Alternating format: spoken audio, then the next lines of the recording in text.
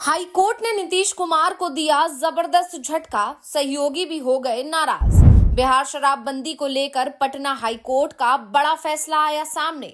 जीतन राम मांझी बोले शराबबंदी कानून को लिया जाए वापस। हाई कोर्ट ने शराबबंदी कानूनी की कमियों पर की सख्त टिप्पणी।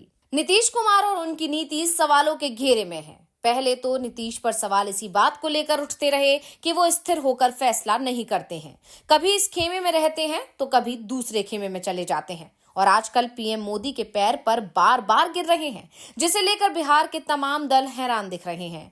बार बार नीतीश कुमार सफाई भी दे रहे हैं कि इस बार वो कहीं नहीं जाएंगे। नीतीश कुमार खुद को बचाने की कोशिश करते दिखाई दे रहे हैं, लेकिन पटना हाईकमान ने अब नीतीश कुमार को लेकर बेहद सख्त टिप्पणी कर दी है और ये टिप्पणी नीतीश के शराबबंदी कानून को लेकर की गई है। शराबबंदी को लेकर नीतीश कुमार एनडीए के अंदर भी घिरे हुए हैं। उनकी नीति पर सबसे ज्यादा सवाल जेडीयू के सहयोगी ही उठा रहे हैं। इस बीच अब हाईकोर्ट ने जो सख्त टिप्पणी की है, उसके बाद तो नीतीश कुमार की सरकार ही मुश्किल में दिखाई दे रही है।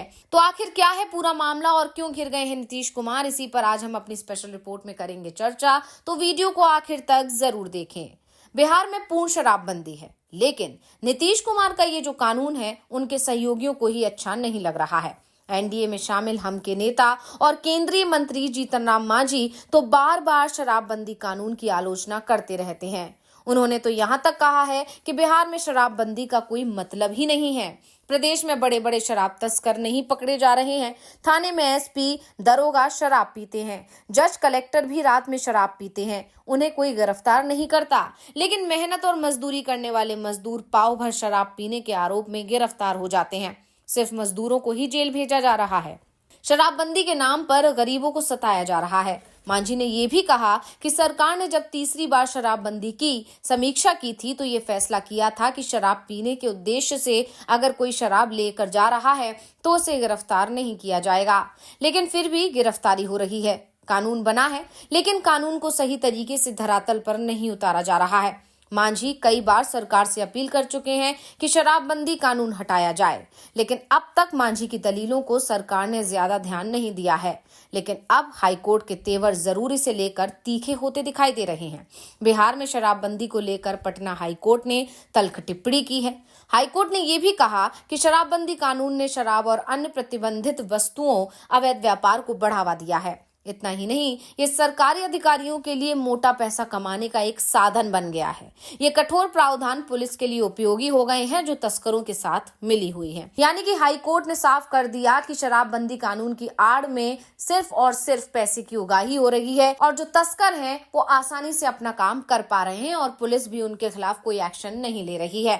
तो जस्टिस पूर्णेंदु सिंह की अदालत ने शराबबंदी के मामले में बेहद सख्त टिप्पणी करते हुए फैसला सुना दिया है।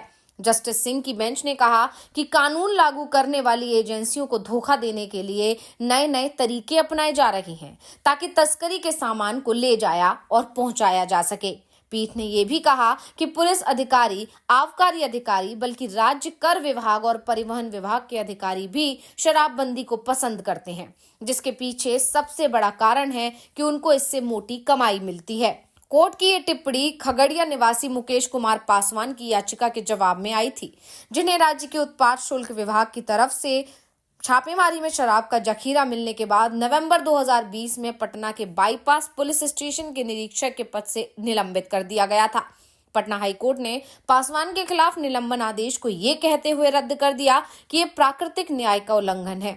साथ ही बेंच ने यह भी कहा कि राज्य सरकार बिहार निषेध और उत्पाद शुल्क अधिनियम 2016 को ठीक से लागू करने में असमर्थ रही है, जबकि ये कानून राज्य में शराबबंदी को नियंत्रित करता है। जस्टिस सिंह ने कहा कि मैं यहाँ ये दर्ज करना उचित समझता हूँ कि भारत के संविधान का अनुच्छेद 47 जीवन स्तर को बढ़ाने और पैमाने पर सार्वजनिक स्वास्थ्य में सुधार करने के लिए राज्य का कर्तव्य बताता है और इस तरह राज्य ने जिस उद्देश्य के साथ बिहार निषेध और उत्पाद शुल्क अधिनियम 2016 लागू किया वो पूरी तरह से लागू नहीं हो पाया, जिस कारण से ये खुद को इतिहास के गलत पक्ष में पाता है। कोर्ट ने यह भी कहा कि शराब पीने वाले गरीबों और अवैध शराब त्रासदी के शिकार हुए गरीब लोगों के खिलाफ दर्ज मामलों की तुलना में उल्लंघन के ऐसे मामलों में किंग पिंग और सिंडिकेट संचालकों के खिलाफ कम मामले दर्ज किए जाते हैं। कोर्ट ने ये भी कहा है कि राज्य के गरीब तबके के ज्यादातर लोग जो इस कानून का दंश झेल रहे हैं वो या तो दिहाड़ी मजदूर हैं जो अपने परिवार के कमाने वाले एकमात्र यानी इकलौते सदस्य हैं। जांच अधिकारी जानबूझकर अभियोजन पक्ष के मामले में लगाए गए आरोपों को किसी भी कानूनी दस्तावेज से पुष्ट नहीं करते हैं और ऐसी खामियां छोड़ दी जाती हैं जिससे माफिया आसानी से बचकर निकल जाते हैं। इस मामले में राज्य के मद्य निषेध विभाग के एक अधिकारी ने यह भी कहा कि कोर्ट के फैसले पर प्रतिक्रिया देना सही नहीं होगा, मुश्किल में फंस सकते हैं। लेकिन कोर्ट ने जो सवाल और चिंताएं उठाई हैं वो अपनी जगह एकदम सही हैं। अधिकारी ने कहा कि 13 करोड़ लोगों और सिर्फ 1.5 लाख पुलिसकर्मियों वाले राज्य में शराब कानून लागू करना मुश्किल है क्योंकि उनके पास करने के लिए दूसरे काम भी हैं। शराब कानून में 3 संशोधन हुए हैं क्योंकि इसमें कुछ कमियां थीं। फिलहाल कोर्ट के फैसले के बाद एक बार फिर से नीतीश कुमार सहयोगी दलों के निशाने पर आ गए हैं। खास तौर पर हम तो पहले दिन से ही नीतीश कुमार के बनाए शराबबंदी कानून का खुलकर विरोध कर रही है। यानी जीतन राम मांझी तो बराबर इस कानून के खिलाफ हैं। वहीं बीजेपी की तरफ से भी विरोध हो ही रहा है, लेकिन बीजेपी के नेता इतना मुखर होकर इस मुद्दे पर नहीं बोल रहे हैं। लेकिन जीतन राम मांझी खुलकर विरोध कर रहे हैं और जीतन राम मांझी के विरोध का एक बड़ा कारण ये भी माना जा रहा है कि शराब पीने के मामले में जिन लोगों की गिरफ्तारी हुई है उसमें सबसे ज्यादा संख्या मांझी समाज के लोगों की है और इसी के चलते जीतन राम मांझी शराबबंदी कानून का विरोध कर रहे हैं। यानी सारा खेल वोट बैंक का है। मांझी ने तो यहां तक कह दिया है कि अगर किसी बड़े आदमी के घर पर छापा मारा जाए तो शराब आसानी से मिल जाएगी, लेकिन पकड़ा गरीब आदमी ही जाएगा।